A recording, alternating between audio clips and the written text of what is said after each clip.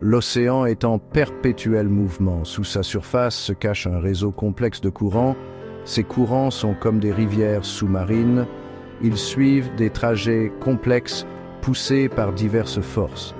Ces puissants courants jouent un rôle vital dans la formation de notre planète. Ils influencent tout, des conditions météorologiques à la répartition de la vie marine. Comprendre les courants océaniques est essentiel. Ils sont la clé pour saisir le fonctionnement complexe de notre planète. Dans cette exploration, nous plongerons dans les profondeurs de ces rivières sous-marines. Nous dévoilerons leurs mystères et découvrirons l'impact profond qu'ils ont sur notre monde. Les courants de surface, la couche supérieure des mouvements océaniques, sont générés par le vent. Lorsque le vent souffle à la surface de l'eau, il crée une friction. Cette friction entraîne l'eau, la mettant en mouvement.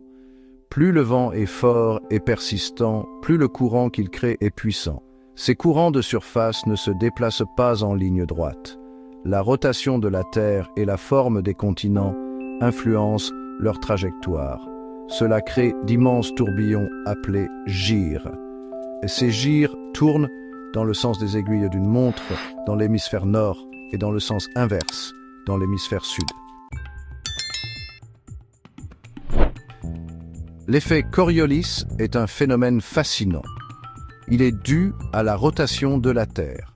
Cet effet influence les objets en mouvement, y compris les courants océaniques. Dans l'hémisphère nord, l'effet Coriolis dévie les courants vers la droite. Dans l'hémisphère sud, il les dévie vers la gauche. Cette déviation peut sembler subtile. Cependant, elle a un impact considérable sur le mouvement des courants océaniques. Elle contribue à la formation des gyres. Elle influence également la direction des courants profonds. Sous la surface, un autre type de courant existe. Ce sont les courants océaniques profonds. Ils sont entraînés par des différences de densité de l'eau. La densité est influencée par la température et la salinité. Ce processus est appelé circulation thermohaline. L'eau froide et salée est plus dense que l'eau chaude et moins salée. Par conséquent, l'eau froide et salée s'enfonce dans les régions polaires. Cette eau qui coule entraîne un tapis roulant mondial de courants océaniques profonds. Ces courants circulent lentement autour du monde, transportant des nutriments et de l'oxygène. Section 5. Remontée d'eau. La vie remonte à la surface. La remontée d'eau est un processus crucial. Elle se produit lorsque le vent pousse l'eau de surface loin des côtes. Cela permet à l'eau plus profonde, plus froide et riche en nutriments de remonter à la surface. Les zones de remontée d'eau sont des zones incroyablement productives dans l'océan. Les nutriments apportés par la remontée d'eau alimentent la croissance du phytoplancton. Ces plantes microscopiques constituent la base du réseau alimentaire marin. Les zones de remontée d'eau abritent une multitude de vies marines. Elles sont essentielles pour la pêche et les écosystèmes océaniques.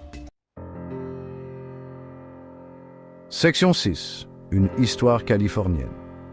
La côte californienne offre un excellent exemple de remontée d'eau.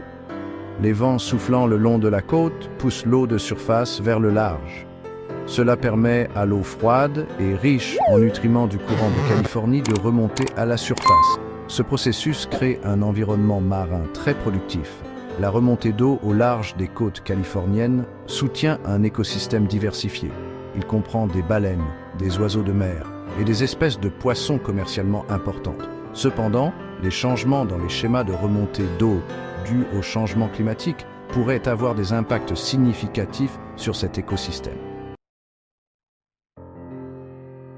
Section 7. Le tapis roulant mondial.